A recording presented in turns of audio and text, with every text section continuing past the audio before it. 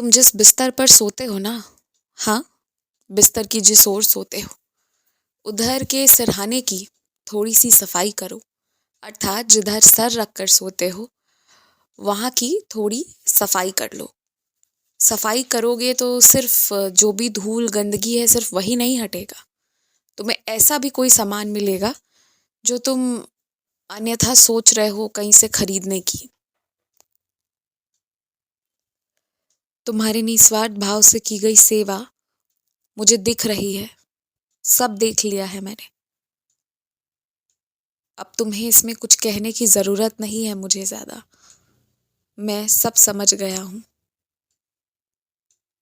एक बात कहूँ, चाहे व्यक्ति पढ़ा लिखा हो या कम पढ़ा लिखा हो, अमीर हो या गरीब हो, इतना सबको पता होता है कि किसके सामने कौन सी बात करनी है और किस हद के आगे चुप रहना है।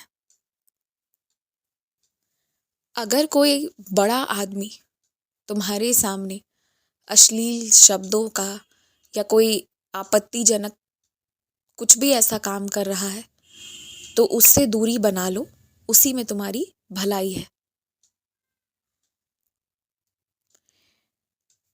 ये कोई तरीका नहीं होता जैसा पिछले दिन तुम्हारे साथ उस व्यक्ति ने पेश आने की कोशिश की थी। तो मेरे तरफ से तो सलाह यही रहेगी कि ऐसे करने वाले लोगों से दूरी बना लो। घर है, जीवन है, कभी कोई परिवार वाला कुछ इतना अच्छा बोल जाएगा ना कि ऐसा लगेगा कि जीवन भर की कमाई तुमने कर ली, और कभी कोई इतना खराब बोल जाएगा, इतना खराब कि लगेगा कि ये परिवार कभी मुझे अपना माना था या नहीं माना था। इन दोनों स्थिति में अपने मन को काबू पे रखना सीख लेना, और सीखना चाहिए हर व्यक्ति को।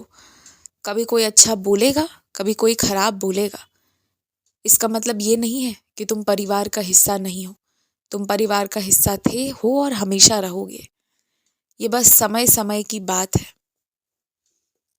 तुम अत्यधिक काम करके थक जा रहे हो, लेकिन जब आराम करने का समय मिलता है तो उसमें से थोड़ा सा समय तुम बर्बाद कर दे रहे हो, और ये ठीक बात नहीं है।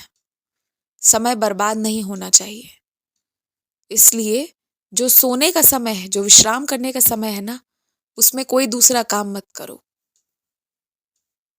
उस दौरान जितने भी तुम्हारे उपकरण हैं या जो भी चीज़ें तुम्हारा ध्यान अपनी ओर आकर्षित करती हैं, उन्हें अपने से दूर कर दो।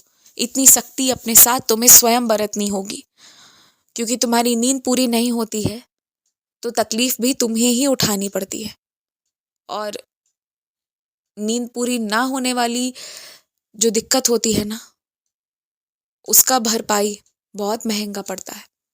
इसलिए सोने के वक्त सो लिया करो। मुझे पता है कि उम्र से पहले तुम्हें कुछ जिम्मेदारियां मिल गई हैं, लेकिन ऐसा बहुत लोगों के साथ है। तुम ये मान कर चलो कि तुम अकेले व्यक्ति नहीं हो जिसके साथ ऐसा हो रहा है। तुम्हारे आसपास तुम भले अकेले व्यक्ति हो, तुम्हें लग रहा है, पर ऐसे बहुत लोग हैं। तो इसलिए बस अपनी जिम्मेदारी को अच्छे से निभाओ। बात बाकी सारी चिंता मेरे ऊपर छोड़ दो, और शर्मिंदगी भी महसूस मत करो। खुश रहो।